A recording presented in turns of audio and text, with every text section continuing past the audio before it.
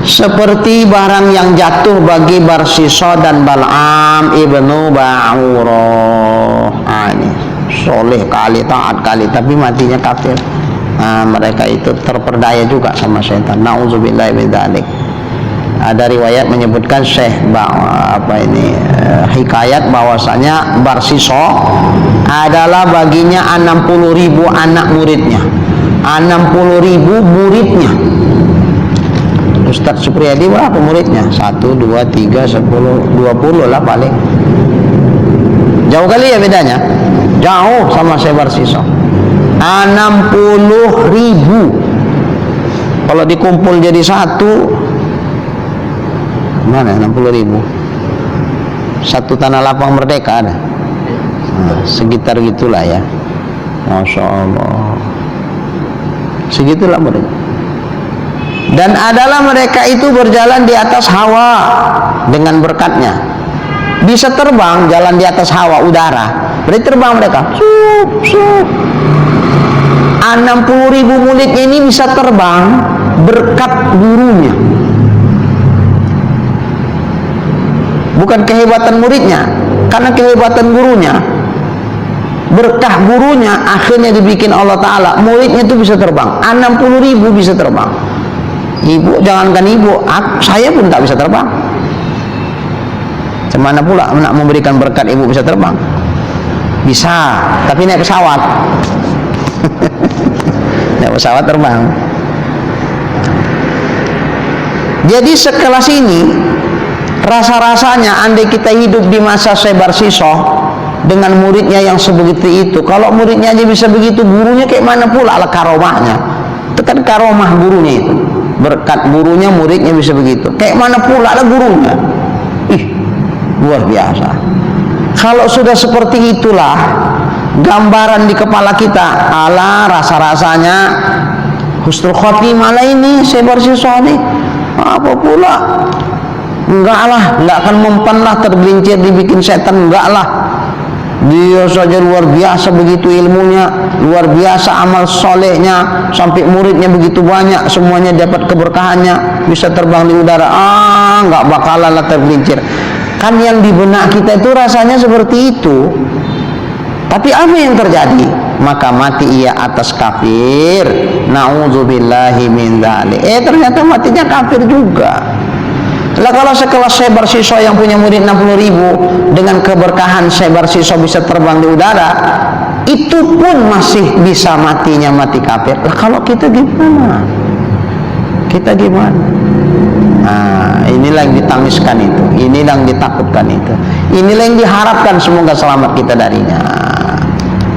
Dan adalah ia berbuat ibadah akan Allah Ta'ala hingga takjub segala malaikat daripada ibadahnya itu. Saking luar biasa ibadahnya Syekh Barsisa ini, bukan orang yang kagum, bukan orang yang terheran-heran, malaikat pun terheran-heran. Padahal ibadah malaikat yang nggak ada nafsu itu kan lebih dahsyat dari ibadahnya manusia. Tapi malaikat pun sampai terkagum-kagum nengok ibadah Syekh Barsisa. Bayangkan itu. Kalau manusia terkagum-kagum, biasalah. Kalau bapak tuh zikirnya Masya Allah, aku nggak pernah tahu entah jam berapa lah bapak tuh tertidur. Nggak tahu aku. Aku mau tidur masih beribadah dia. Tertidur aku, begitu tersentak aku masih terduduk juga ibadah. Kapan tidurnya bapak tuh tak tahu lah aku. Sikit kali lah aku rasa tidurnya itu. Subhanallah. Ada pula bisa orang kayak gitu ya, ibadahnya Masya Allah. Begitulah kita kagumnya. Itu biasa kalau kita kagum sama, kalau orang yang kagum dengan ibadah manusia. Tapi kalau malaikat yang sampai kagum kepada ibadahnya manusia, wah ini lebih luar biasa lah. Karena malaikat itu ibadahnya lebih luar biasa daripada ibadahnya manusia. Malaikat pun kagum, apalagi orang. Begitulah Syekh Barsisa itu, Masya Allah. Toh matinya kafir. Jadi kalau gitu masih bisa mati kafir, lah aku ini kayak mana? Kan gitu. Pertanyaan tanda tanya besar itu. Maka jangan pernah kita merasa aman. Jangan pernah merasa aman sebelum meniti sirat, kemudian akhirnya selamat, memijakkan kaki ke surga. Sebelum itu jangan pernah kita merasa aman. Jangan pernah. Walaupun ini isyarat. Kalau mati husnul khotimah itu isyarat. Dalam kubur aman. Dibangkitkan dari kubur isyarat aman. Saat ditimbang amal baik dan buruk insya Allah aman. Saat diperiksa amal ibadah insya Allah aman. Insya Allah aman. Tapi itu pun jangan merasa kita aman. Kenapa? Boleh jadi mungkin di sininya selamat, giliran meniti sirat terpleset dia. Mungkin bisa. Tapi kalau sudah sampai ke surganya Allah, disitulah baru di dalam itu udah plong, lega, aman seaman-amannya. Situlah dia. Jadi sebelum itu jangan merasa aman. Jangankan sampai ke surga, matinya macam mana pun nggak jelas. Tiba-tiba dia merasa aman. Kalau aku nggak pala takut kali aku mati suul khotimah nih. Kenapa? Tahajudku tiap malam, apa lo takutkan suul khotimah tuh? Berzikir aku satu hari kalau orang 3.000, aku 30.000. Apa aku takutkan? Orang baca Quran 1 bulan khatam, aku 3 hari khatam Quran tuh. 1 hari 10 juz ku bikin. Kalau orang bersedekah 5.000, aku bersedekah 5 juta aku 1 hari. Banyak pula duitnya kan? Apa aku takutkan? Gak perlu takut aku. Rasa-rasa aku husnul khotimah aku ini udah. Jangan tertipu daya dia itu. Berarti dia mengandalkan husnul khotimahnya dengan amalnya. Marah Tuhan di situ. Bisa jadi justru ketika dia merasa begitu, dijatuhkan Tuhan, dipurukkan Allah Ta'ala. Kenapa? Dia nggak mengakui karunia Tuhan atas dirinya, karena dia membanggakan amalnya, merasa mengandalkan amalnya untuk keselamatan dirinya. Kau tidak berpegang kepada aku ya, tidak bergantung keselamatanmu sama aku, kau gantungkan selamat kepada amalmu, kuserahkan kau dengan amalmu itu. Tuhan tak peduli, jatuh dia. Na'udzubillah min dzalik. Inilah yang terjadi sama Syekh Barsisa itu. Ada riwayat yang menyebutkan begini. Cuman apakah di sini disebutkan apa enggak? Kalau bahasa kita udah capek kali setan nih menggoda Syekh Barsisa menghentikan ibadahnya yang luar biasa, enggak mempan. Tapi namanya setan nggak pernah putus asa untuk menggelincirkan iman orang, nggak pernah putus asa. Dia tetap mencari celah di mana kelemahan Barsisa nih ya. Dari situ dia masuk. Oh, Barsisa ini orang yang suka beramal. Kalau begitu jangan dia digoda, jangan beramal, mana mempan. Digoda lewat amal itu. Caranya macam mana? Setan mewujudkan dirinya menjadi manusia. Pindahlah ke kampung tuh, penduduk baru. Lalu dia beramal melebihi dari dahsyatnya amal Syekh Barsisa. Kalau Syekh Barsisa lebih banyak dia beramal malam tuh daripada tidurnya, orang ini tak ada tidurnya. Karena Syekh Barsisa itu orang yang sangat mencintai amal ibadah, menyukai amal ibadah. Nenggo orang beramal nih yang bisa lebih dari amal dia, terkagum dia. Kok bisa kayak gitu? Aku selama ini yang ahlul ibadah, yang dipuji, disanjung, disukai orang banyak dengan ibadahku, nggak bisa macam kayak dia. Hebat kali ibadah dia. Tentu kan kalau kita kepingin seperti dia, kita kan cari tipsnya apa. Kok dia bisa, aku nggak bisa. Jadi selama ini setan yang mendatangi Syekh Barsisa nggak mempan, ini dibikin setan, Syekh Barsisa datang sama dia. Caranya macam mana? Dibikinnya seperti itu. Masuk perangkap, datang Syekh Barsisa. Pak, ku tengok luar biasa kali ibadah Bapak. Kok bisa kayak begini, bagi-bagi tips lah Pak. Aku kepingin juga bisa kayak Bapak nih ibadahnya. Orang yang cinta sama ibadah, suka kali sama ibadah. Jadi nengok orang yang macam gitu ya suka kali, kepingin dia macam gitu, mencontoh. Lalu kata si setan begini, tapi dengan gayanya lah pula, dengan gaya setan. Begini Pak, aku ini orang yang banyak kali maksiat sama Allah Ta'ala. Apa dosa yang gak aku bikin? Banyak kali dosa tuh. Satu ketika terdetak dalam hatiku mengingat azab yang bakal ditimpakan Allah sama aku. Takutku luar biasa, sehingga aku bertobat kepada Allah. Setelah aku bertobat, ketika aku melihat dosaku yang banyak, melihat azab yang sangat dahsyat, membuat aku nggak sempat lagi untuk istirahat tidur. Tak nikmat aku lagi menikmati makanan itu, nggak sempat aku menikmati. Kenapa? Membayangkan azab neraka Allah yang sangat dahsyat akibat dosaku, tak enak lagi aku makan enak tuh. Nengok minuman yang segar, sudah tak nikmat sama aku lagi. Minumku sekedar supaya jangan mati aja laku, supaya bisa aku ibadah sama Allah. Tidurku pun begitu, maka nggak sempat aku tidur. Kalau aku tidur, lalu aku mati, kemudian ditimbang amal baikku, masih lebih berat lagi jahat daripada kebaikanku. Masuk neraka aku, macam mana? Mana sanggup aku? Kalau bapak nggak bisa kayak aku, wajar lah pak. Uang bapak itu kan dari kecil memang seorang soleh, nggak ada dosa. Ya wajar. Kalau aku banyak kali pak. Maka kalau bapak bertanya tipsnya apa, ya bikin dosa kayak yang aku bikin. Begitu menyesal bapak, takut bapak, bisa lah macam aku nih. Kalau enggak memang agak berat pak. Coba kan, ngeri nggak suntikannya? Sebar sisoh pun bukannya bodoh. Tidak begitu dibilang langsung, oh iyalah kalau itu bikinlah. Enggak, nolak di dalam mula-mula.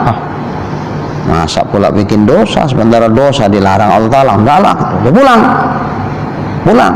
Tapi sampai di rumah, apa yang tuh, yang dibisik, yang dibilangkan setan tadi udah nancap ke pikirannya. Walaupun awalnya ditolak, tapi sampai di rumah jadi renungan sama dia.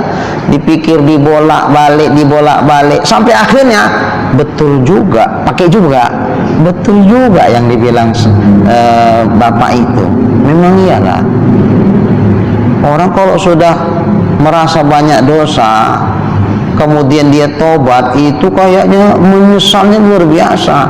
Dengan penyesalan itu, nggak ada kesempatan buat lagi untuk senang-senang. Memikirkan dosa itu, ketakutan yang luar biasa membuat dia banyak melakukan ibadah. Betul juga itu. Tapi kira-kira apalah yang dosa aku bikin? Balik. Assalamualaikum. Kalau kira-kira kita katakan waalaikumsalam. Oh bapak, masuk. Ya. Jadi gini pak, kira-kira kalaupun ku bikinlah dosa itu, apalah kira-kira dosanya? Dalam hati si setan, kena kau sekali. Selama ini payah kali menggoda kau, sekarang kau datang sendiri, kena kau sekali ini. Gini aja pak, membunuh orang pak, itu dosanya besar kali. Di samping kepada Allah, ke manusia juga itu menzolimi orang. Nggak sanggup aku, nggak sanggup. Ya udah, kalau nggak sanggup, kalau nggak berzina, sama aja. Zina pun dosa besar, ditambah memperkosa orang itu menzolimi orang. Nggak sanggup aku. Ya udah, yang ringan aja lah. Minum. Dikit ya, kalau minum kayaknya nggak ada keterkaitan sama penzoliman sama orang. Ya udahlah, minum pun jadi. Pulang, minum. Namanya Tuan Syekh lah pula. Nggak pernah, seteguk pun tak pernah minuman keras itu masuk ke perutnya, masuk ke mulutnya. Tiba-tiba masuk. Tidak sampai 1 lusin, setengah botol pun dah. Dan nanar lah dia. Nanar, hoyong. Di kondisi nanar tuh jumpa sama perempuan. Akhirnya dengan kondisi nanar tuh diperkosanya lah perempuan ini. Setelah diperkosa, dia pun mulai sadar, pengaruh minuman itu udah mulai hilang. Datang kesadarannya, muncul rasa takutnya. Ya, kalau ngoceh perempuan nih, dibilangnya aku perkosa, habis nama baikku selama ini. Orang jadi benci sama aku, mau dirame-ramekan orang, mati aku dibunuh orang ini. Kedok saja selama ini, udahlah, nggak sanggup aku hidup dalam penghinaan orang lah, nggak sanggup aku. Jadi macam mana? Datang setan di dalam hatinya membisikkan lagi, Udah Pak, mumpung belum ngoceh, belum ada yang tahu, udah bunuh aja dia. Karena saksi hidup yang satu-satunya itu cuma dia. Kalau dia mati, aman Bapak, nggak ada barang bukti. Oh begitu, iyalah. Orang kalau nggak biasa bikin maksiat, itu kayaknya nggak pemain itu nggak, dia cepet dia. Karena dalam kondisi galau tadi, nggak pikir panjang, begitu cep langsung. Beda kalau pemain itu mau liciknya luar biasa. Nah, kalau ini enggak, begitu dibisikkan ya udah langsung ditangkap, nggak pakai pikir panjang.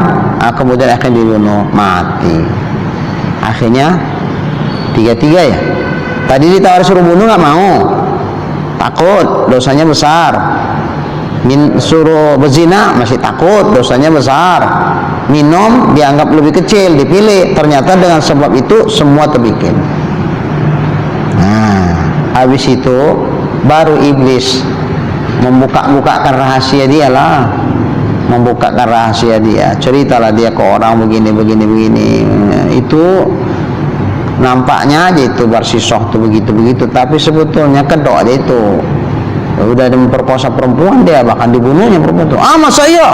Ya, banyak orang tak percaya. Macam mana kita mau percaya coba?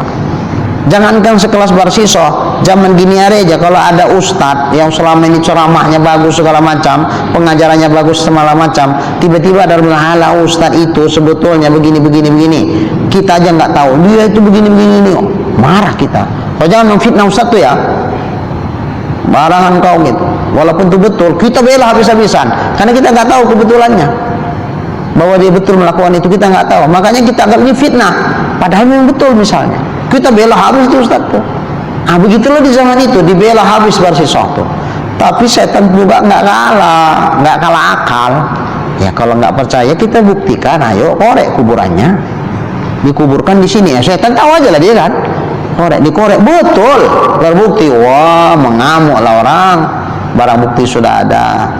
Di kondisi seperti itulah akhirnya tergelincir iman. Ketakutan dia lantas tergelincir, matinya mati su'ul khotimah. Na'udzubillahi min dzalik.